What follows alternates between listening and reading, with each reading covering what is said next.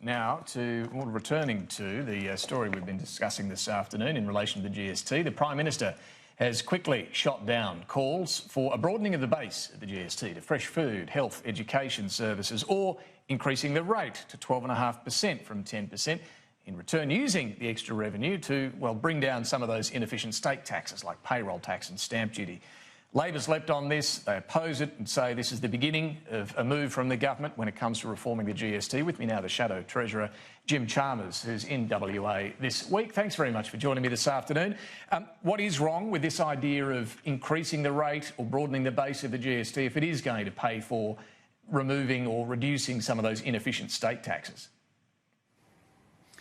Well, Australians are already doing it tough enough, David. We've got stagnant wages, we've got declining living standards, record household debt.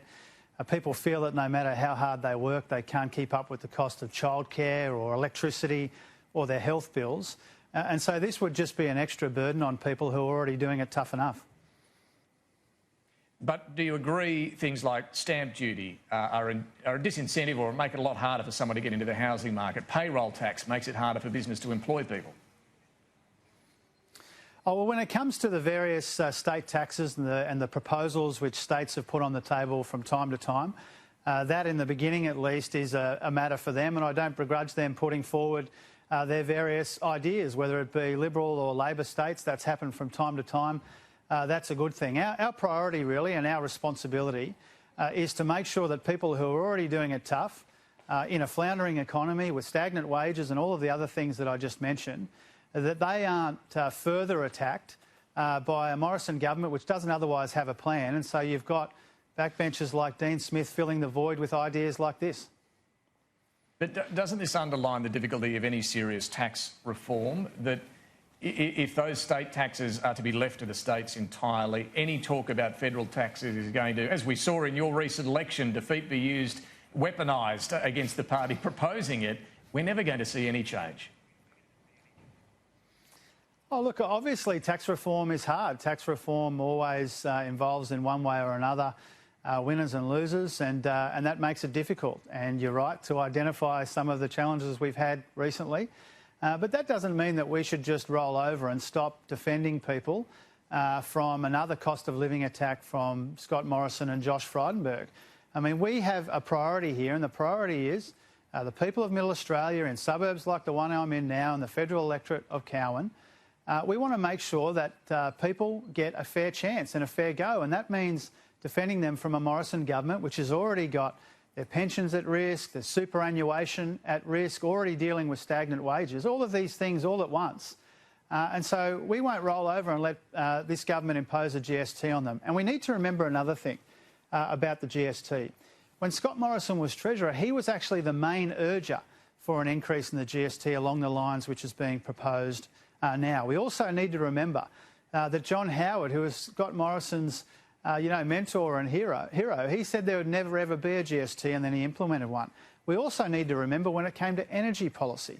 Josh Frydenberg said he wasn't for turning, and then he folded to the backbench. So for all of these reasons, I think it is terribly concerning that this is on the table, and I don't think Middle Australia, the pensioners and workers and families of these suburbs will be safe for as long as the Liberal government keeps floating these kinds of things.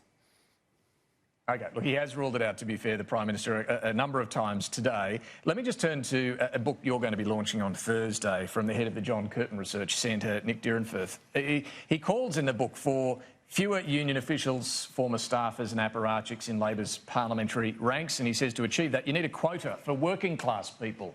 What do you think of that idea? You just cut out the end, David.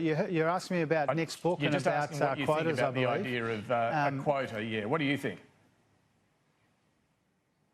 Yeah, look, you're cutting out a little bit, David, but on the book generally, I'm pleased to be launching it on Thursday. You don't have to agree with every single word of a book to think it's a good idea that it be published. And so I'm looking forward to engaging with the ideas in Nick's book. I have read it.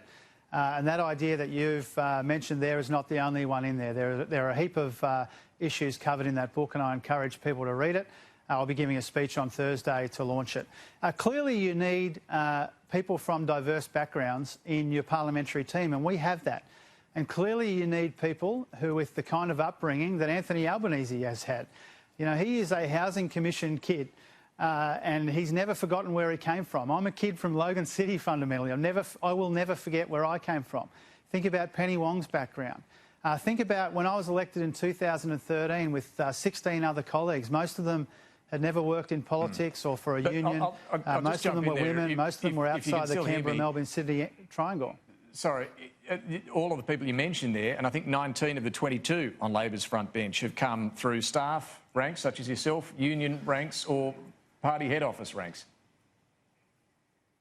Well, clearly you need people with a mix of experiences, and I don't think you should be disqualified from serving in politics if you've been to university or you've worked for a union representing working people and getting them fair pay and conditions, or indeed, you know, if you've worked on economic policy. But you need a mix of backgrounds. We have that in the Labor Party.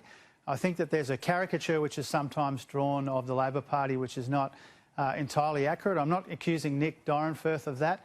The book is worthy of our consideration, and there's other ideas and issues floated and couched beyond that one that you've raised just now. All right. Jim Chalmers, Shadow Treasurer, we'll have to leave it there. Thanks for joining us this afternoon.